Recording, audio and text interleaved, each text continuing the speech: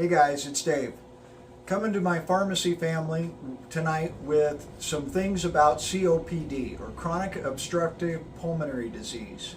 There's some new recommendations that came out from GOLD, which is the body that makes recommendations regarding treatments, therapies, things you can do to help out mainly with lung diseases that you may have. With COPD, one of the most important things that you can do, first off, is quit smoking.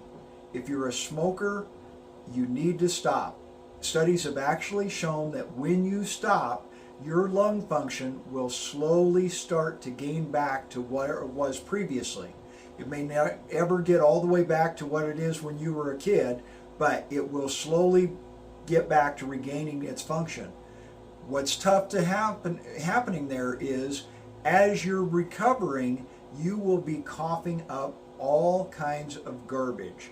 It can be painful when you're coughing it up. It definitely is gross. You will be bringing out months, years of tobacco, chemicals, buildup that has occurred in your lungs. But you've got to get that out, so it's a good thing to get it out. So when you're quitting smoking, make sure you're drinking a lot of fluid to help clear that out. Don't give up. I know it's tough. Get a support group. There are quit lines that you can call. You can talk to your provider or your pharmacist about ways to do it. There are also medications that can help, as well as over-the-counter things like patches, lozenges, and gum, which can also help out. Make sure you use them correctly. With most of those, you're going to want to stop smoking before you actually start with a gum or a lozenge, so you don't get an extra dose of nicotine that can cause heart issues. But it's very important with any lung-related disease, you need to quit smoking. Chewing is also not good, and e-cigarettes are definitely not an alternative. You can get things that are documented, such as popcorn lung. So even though mentally you're saying, you know what, at least I'm not smoking a cigarette, you still are doing damage to your lungs with the chemicals that are in e-cigarettes. The other thing that they mentioned, that GOLD has now mentioned, and I mentioned this in my TikTok the other day, was you can now use the longer acting steroid inhalers as needed. So yes, you may have your rescue inhaler that you need to use when you're having an attack or an exacerbation, but you can now use the Symbicort, the Advair, the Dulera, or the generic as needed, as well as on a daily basis, which in most cases is twice a day.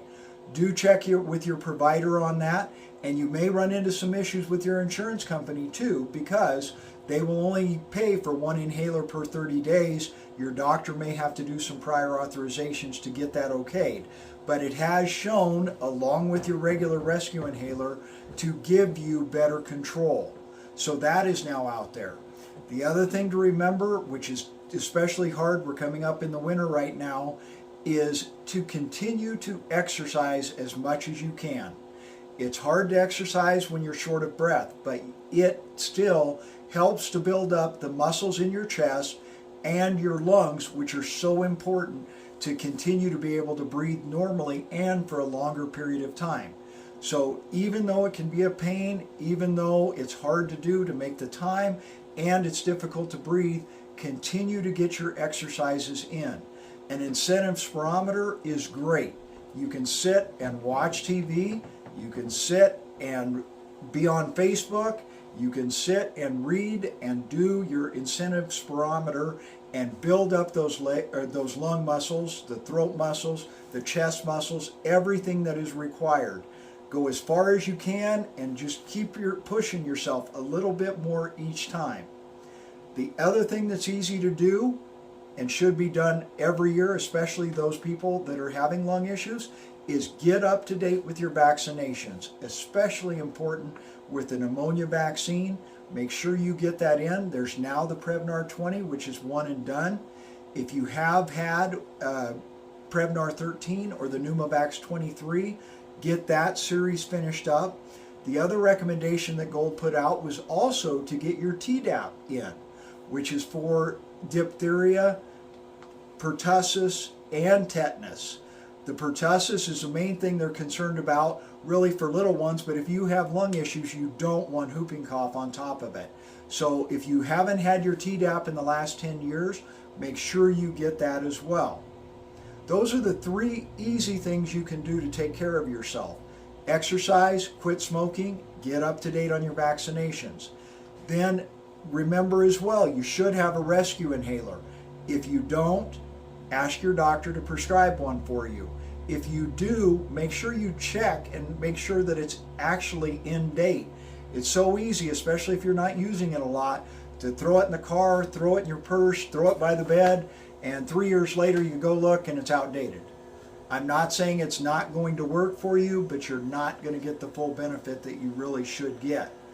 The other thing is, in most patients with COPD, you do have less exacerbations, less problems, and increased ability to breathe if you're on a long-acting beta agonist or an inhaled corticosteroid. Those are the big words, but they come in combination inhalers. Like I mentioned earlier, the Dulera, the Symbicort, the Advair. Then there's also Breo, which is out there, and another one that's on the scene is Trelegy. Those are very good.